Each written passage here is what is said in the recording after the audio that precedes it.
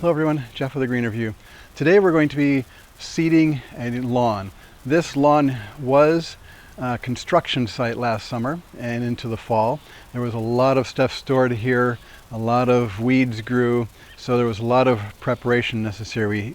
We've changed the grade as well. The white fence on this end is where the old garage was, and it blocked the flow of water out of this area, so this area held water, and so the grass didn't do very well. Plus there's a whole bunch of trees here that shade this area, so the grass didn't grow very well there either.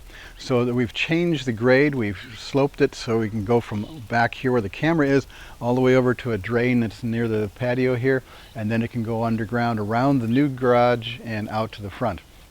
So some areas like this area and a couple other spots were at a good grade level, and so we have killed the plants that were there because they weren't very good condition, and a lot of them were weeds. We had creeping Charlie and violets and a lot of things growing in here because of the shade.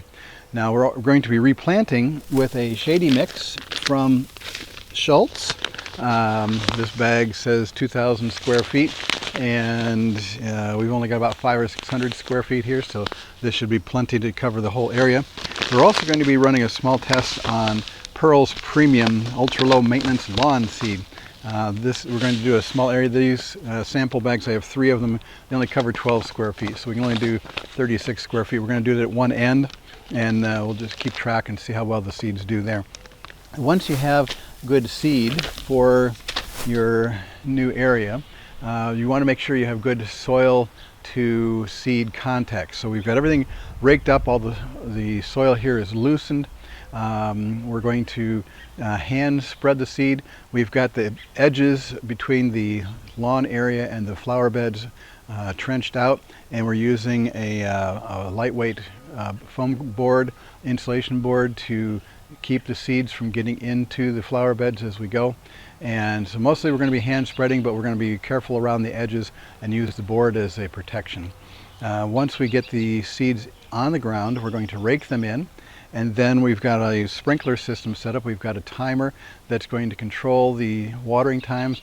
We're going to be watering every couple of hours for just a few minutes. We want to keep the soil damp and not waterlogged. So if we do have any spots here that are still holding water, we don't want those areas to become too saturated. So we don't want to water too much, and since these seeds are very small and right up to soil surface, we don't want them to dry out. Once these seeds dry out, after they've started to sprout, then they die. And so we want to be able to keep them damp like a damp sponge for a couple of weeks until they're up and growing, and then we can cut back on the watering after that. Now spring is the second best time of year to be planting grass seed. The best time is in the fall because these are cool season grasses for the north, and so we go in the fall, we go through 3 cool seasons before we get a hot season that the grass would want to go dormant. So we have fall, winter, and spring, and so the best time to do it is in the fall. And this has been a Greener View. Thanks for watching.